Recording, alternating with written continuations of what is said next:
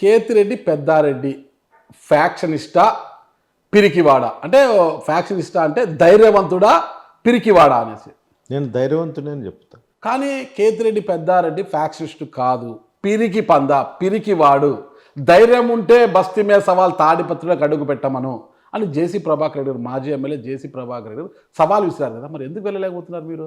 వెధవలు కొల్లకు చెప్తాంటారు, అతను మాటలు చెప్తాడు, పోలీసుని అడ్డు పెడతా అంటాడు. ఓకే, అతను అడ్డుకుంటే నేను ధైర్యవంతునో కాదో అనేది తెలుస్తుంది.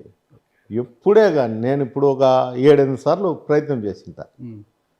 తెల్లారాలకు పోలీసులు మా ఇంటి చుట్టూ అన్నీ ఉంటారు, లేకపోతే మధ్యలో అన్నీ ఉంటారు, లేకపోతే తాడిపత్రికి పోతే పోయిన తక్షణమే గవాన్ని పట్టకస్తారు, అనంతరం లెట్స్ పెట్టి పోతారు. అవు నువ్వు వచ్చి అడ్డుకో, నువ్వు మగోనివి కదా, అధికారం ఉంది కదా, అన్నీ ఉన్నాయి, నువ్వు వచ్చి అడ్డుకో. అడ్డుకుంటే శక్తి కానీ అతనికి బలం కానీ లేదు. అందువల్లే అతను అడ్డుకోలేక పోలీసులను పెట్టుకొని రాజకీయాలు చేసేది మొదలుపెట్టాడు. అంతకుమించి అతను చేసేదేం లేదు, ఇంకోటి ఏం లేదు. ఒకటే అంటున్నారు జేసీ ప్రభాకర్ రెడ్డి పదే పదే, పోలీసులకు నేను చెప్పట్లేదు, పోలీసులకు నేను చెబితే వాళ్ళు ఆపుతారా? పెద్దారెడ్డి రావాలంటే ధైర్యంగా రావచ్చు, పోలీసుల సాకుతో ఎందుకు ఆగిపోతాడు? 5 ఏళ్ళు నేను ప్రతిపక్షంలో ఉన్నప్పుడు పోరాటం చేశాను, నేను నా కుమారుడి పైన ఎన్ని కేసులు పెట్టినా నేను పోరాటం చేసి తాడిపత్రిలో ఉండి పోరాటం చేశాను. మరి పెద్దారెడ్డి ఎందుకు రావడం లేదు? 5 ఏళ్ళు బాగా హ్యాపీగా సుఖవంతమైన జీవితాన్ని గడిపాడు. ఇప్పుడు కాదు కూడదని తాడిపత్రిలోకి వస్తే గొడవలై పోలీస్ స్టేషన్కి పోతే మళ్ళీ ఆ జీవితాన్ని అనుభవించాలని ఒక భయంతో రాలేకపోతున్నాడని ప్రభాకర్ రెడ్డి గారి నుంచి వస్తున్న వాదన. మళ్ళీ పోలీసు వాళ్ళు తినిన ధరకు వస్తున్నారా? వాళ్ళు ఏమన్నా ఏంటికి వస్తున్నారు? అతను చెప్పకపోతే వీళ్ళు ఏంటికి వస్తున్నారు అంటే, నేను ఇంటికి పోతే పోలీసు వాళ్ళు వచ్చి ఇంటికి తీసుకొచ్చారు, అతనే రావచ్చు కదా. నాకు సుఖం అనేది కానీ ఇంకోటి కానీ ఎప్పుడు కూడా తక్కువే. ఏంటికంటే మేము ప్రతిపక్షంలోనే ఎక్కువ కాలం బతికినాం. రాజశేఖర్ గారు ఉన్నప్పుడు 4 ఏళ్ళే ఉన్నాం గవర్నమెంట్లో, ఈ 5 ఏళ్లలో నేను గవర్నమెంట్లో ఉన్నాను.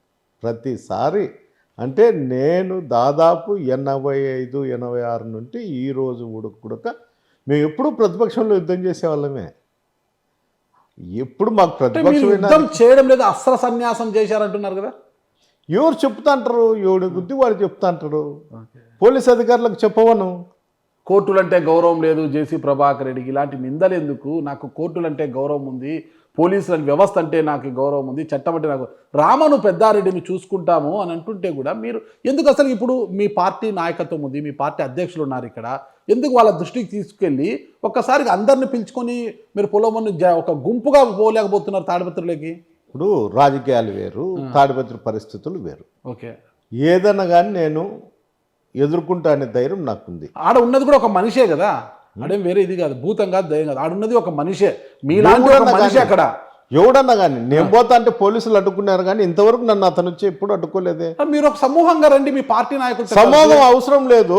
ఎందుకు అవసరం లేదు? ఏం అవసరం ఉంది? మీరు తాడిపత్రులకు పోవాలి, మిమ్మల్ని నమ్మి గతంలో గెలిపించిన ప్రజలు కావచ్చు, ఇప్పుడు మిమ్మల్ని నమ్మి ఓట్లేసిన ప్రజల కోసం కావచ్చు, వెళ్ళాలి, నేను వాళ్ళకు అండగా నిలబడాలి, పార్టీ కార్యక్రమాలు చేయాలని మీకు మనసులో ఉంటే పార్టీ క్యాడర్తో మాట్లాడి జిల్లా పార్టీ నాయకత్వంతో వెళ్ళొచ్చు కదా. మొన్న చంద్రబాబు రికాలు వచ్చే కాన్ఫరెన్స్లో అందరూ వచ్చినారు, మీటింగ్ కండక్ట్ చేసినారు, మా కోడలుగులకు వచ్చింది, పోలీస్ అధికారులు వచ్చి తీసుకుపోయినారు, నన్ను కూడా ఇక్కడ అవసరం చేసినారు.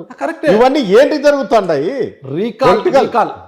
రీకాల్ మోడ్లో వచ్చి మీటింగ్ పెట్టడం కాదు, మీతో కలిసి మిమ్మల్ని తీసుకొని వెళ్ళొచ్చు కదా. అడ్డుకోగలరా పోలీసులు? అడ్డుకునే కదా ఊరుకుంటా అనేది. ఎవరు వచ్చినా వాళ్ళు అడ్డుకుంటున్నారు. అడ్డుకోకుండా ఏం, పోలీస్ అధికారులు అధికారం ఉంది కాబట్టి వాళ్ళు అడ్డుకోమంటే అడ్డుకుంటున్నారు.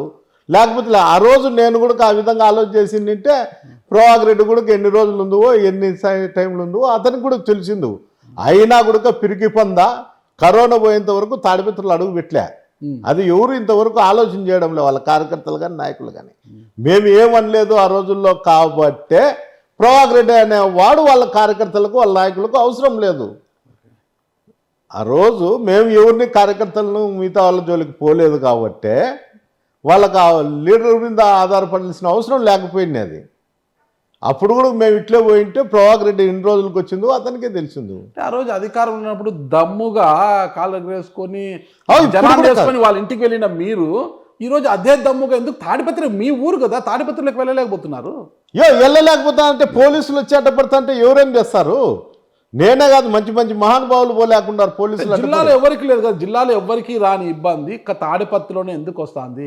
ఏదో ప్రశాంతంగా ఉన్నాను, ఎందుకులే గొడవలు గట్రా, ఏదో అట్లా పోయినాము పోలీసుల పేరు చెప్పుకొని వెనక్కి వచ్చేసినామని ఒక డ్రామా ఆడుతున్నారు తప్పితే నిజంగా దమ్ము ఉంటే రామ్ అనేది అంటున్నారు వాళ్ళు. వాడు ఒక పెద్ద వాంతో రాజకీయాలు చేయడమే వేస్ట్.